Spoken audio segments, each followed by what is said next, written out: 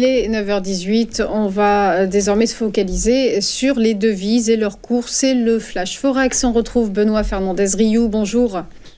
Bonjour. Vous êtes consultant spécialiste du Forex et auteur notamment de Marché en aparté. On va d'abord évoquer avec vous l'euro-dollar qui a gagné du terrain la semaine écoulée.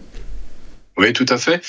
Déjà, revenons un petit peu sur ce qui s'est passé pour bien comprendre l'état des lieux et le terrain sur lequel nous jouons sur le front des devises.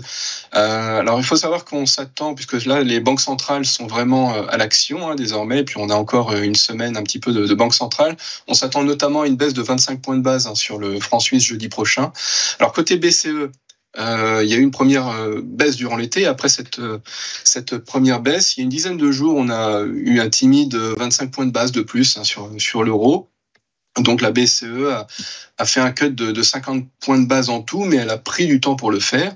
Elle a été un petit peu tardive aussi pour le faire. Et on a une inflation en annuel glissant qui est aujourd'hui à 2,2%. Donc l'inflation, entre guillemets, est sous contrôle.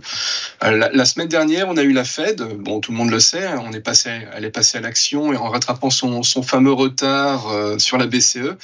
Mais elle a agi avec un très sérieux 50 points de base directement de cuts, ce qui donne un taux directeur désormais autour de 5%. Donc on a quelque chose qui est en dessous de 4% au niveau de la BCE et 5% aux USA. Donc voilà, on est sur une trajectoire de baisse globale des taux sur les principales banques centrales. Et aux USA, on a un 2,5% d'inflation en annuel glissant au dernier chiffre. Donc voilà, les deux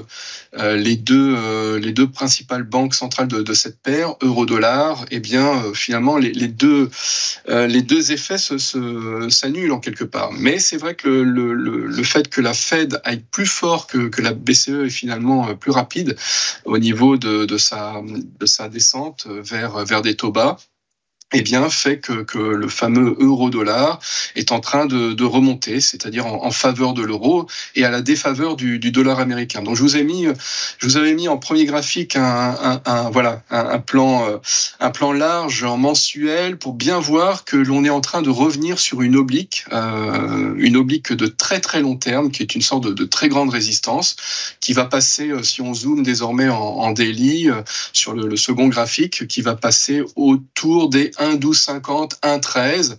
Voilà, c'est une sorte de comète qui va passer bientôt dans la trajectoire de l'euro-dollar.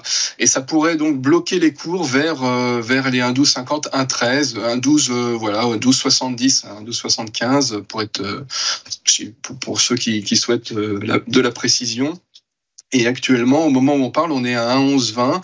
Les cours rebaissent vers l'oblique basse du petit canal baissier, du petit canal haussier, qui est en train de se dessiner en daily depuis désormais plusieurs mois, depuis l'été.